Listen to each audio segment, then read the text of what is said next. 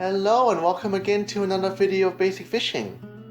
So I was able to find some spare time to do the tutorial video and I hope you all enjoy this.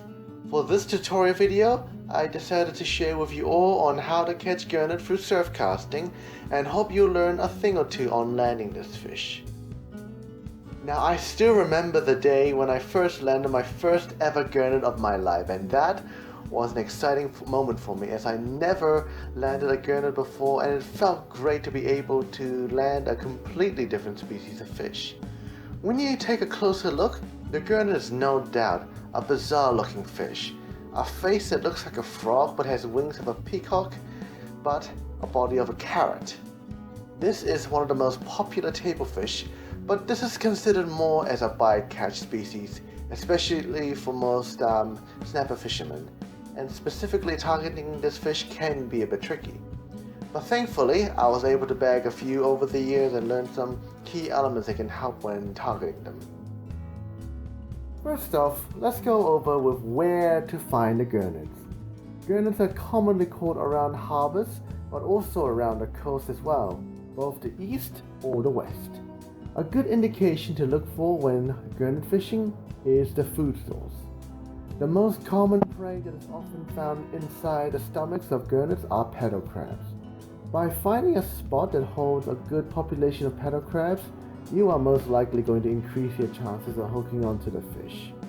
Although sometimes the paddle crabs can strip your bait before the gurnards can get a bite into it. Another good tip is to fish in calm conditions or around beaches that has deep drop-offs. One of the most recognizable features on the gurnard is its finger-like feelers, which shows that it is a bottom dweller. Despite having fin-like wings, this fish has no relation to the flying fish, and its feelers is used for walking on the seabed, as you can see here, but also helps to dig for its prey below the sand. This is why gurnards are mostly present on open sandy bottoms instead of foul ground. Gurnards are not very strong swimmers, so they prefer the relative calmness around the bottom and will avoid any rough, wavy areas, unlike a kahawai or snapper that can adapt in any conditions, whether it is rough, deep, or shallow. Not to mention, it's not just crabs they feed on, but also on other crustaceans too, like the yabby, shrimp, small fish, shellfish, and other small creatures that the gurnard can swallow. But when it's calm enough, gurnards can also be caught around the surf beaches as well. Now, there are size limits on this fish, which is 25 centimeters, but to be honest, it's not worth keeping, and I highly encourage to try and go for the bigger fish. Regardless, keeping undersized fish is not acceptable, so make sure to release the small ones to let them grow bigger. Besides, small fish do not contain much meat on them anyway, so it's not worth it at all. Always do the right thing, people, and let the small ones go. Now that I've covered the basics on how to locate the gurnards, as well as the size limits, here are the gears I personally use to target them. When surf casting for gurnard, you need to have long rods that can cast out very far, but also has a sensitive tip. Gurnards are not strong fighters, as I mentioned, and quite often their bites can often be quite subtle, unlike a snapper or kahawai, as you can see in this footage. Quite often the gurnard will also do a slack bite as well, but regardless, when you see your rod go straight, make sure to give it a little whine and feel if there is any weight at the end of the line. One of the rods I found that is good for gurnard is the Bowser surf rod that I have featured a few times on my channel, particularly the 71° North surf rod paired with the Tydic 7000 surf casting reel. With this setup, I am able to cast out far with a 5-ounce sinker, and I'm able to reach the gurnards very easily. The reel has 15 kilos of drag and is also spooled with thin braid from Bowser again. And the good thing about using braid is that it often helps to detect those sensitive bites from a gurnard, as braid has no stretch at all. In addition, braid has thin profile compared to mono, but is much stronger, so it will enable you to give a good casting distance easily over the 100-meter mark. But that comes with practice. However, thanks to modern technology, drones are now easily available for you to fly your bait into the deeper parts of the beach if casting is not your thing or if you just can't get the hang of it. But to be honest, I'd rather stick to my casting instead of using a drone. Now let's talk about the tackle that are required and the useful rigs. When it comes to Gurnard, there is not much specific tackle that are required. In fact, it's no different to snapper fishing. The tackle I generally use when surf casting for Gurnard are either a 60-pound Black Magic Tough Trace or 50-pound Fluorocarbon leader and KLT recurve hooks between 3 barrows and 5 barrows. The reason why I use these tackles is that in case I hook onto a larger fish, whether it is a favorite or an unwanted species, I still have a chance to land them without any problems and without losing any gear. Also, as I mentioned in many of my videos, I find recurve hooks to be the best option, particularly for Gurnards. As I mentioned before, Gurnards are not strong swimmers and quite often they will sit out there completely exhausted after a few struggles, or they start swimming towards you, leaving your line very slack. With the help of the recurve hook, the Gurnard won't be able to shake the hook off that easily.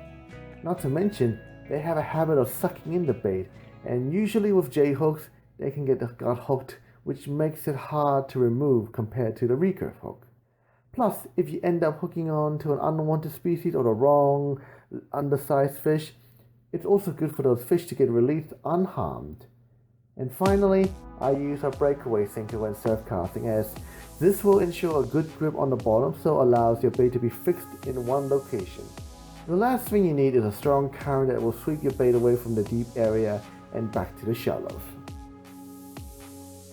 For the rigs, you don't need to be fancy but logical. Since Gurnards are bottom feeders, you really want to use a rig that is designed for the bottom. The prime rigs I use for Gurnard I found is the ledger rig or the running rig. For the ledger rig, pre-made flasher rigs like the Snapper Snatcher or the Snapper Snacks around 3 barrows to 5 barrows are absolutely perfect for Gurnard, plus for other fish species as well.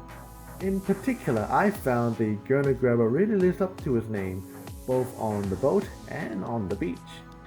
For the running rig, a good tip I like to add is to make the hook leader very short, around 30 centimeters. This will ensure that the bait will stay close to the bottom instead of fluttering around a current, which usually happens with longer leaders. Other rigs like the running ledger rig or the pulley rig will also do the job as well. That gives you the ability to cast further, so you can reach the deeper water much easily. If anyone wishes to learn how to make these rigs, make sure to check these tutorial videos out in my channel. Now for bait, Gurnards are not picky and will eat anything like the snapper. The baits I've caught with Gurnards range from squid, pilchard, mullet, shellfish and skipjack tuna. A good tip I like to include is either tie your bait onto the hook with bait elastic or salt them down to ensure a tougher flesh. You really want to make sure that your bait will last long enough against the pickers to allow the Gurnards to find your bait. For the bait size, you want to keep them in a smallish range.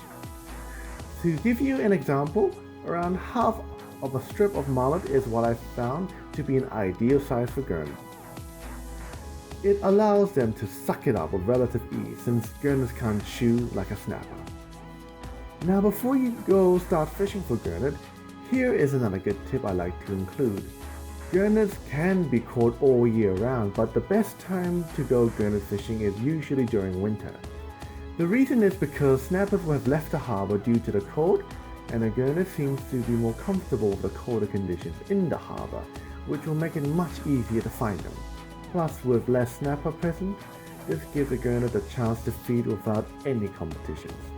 Also, when you handle a Gurnard, be very careful. If you have a closer look at a Gurnard's head, it has spines that can really inflict nasty damage to your hand. Plus, their dorsal fin is spiky too.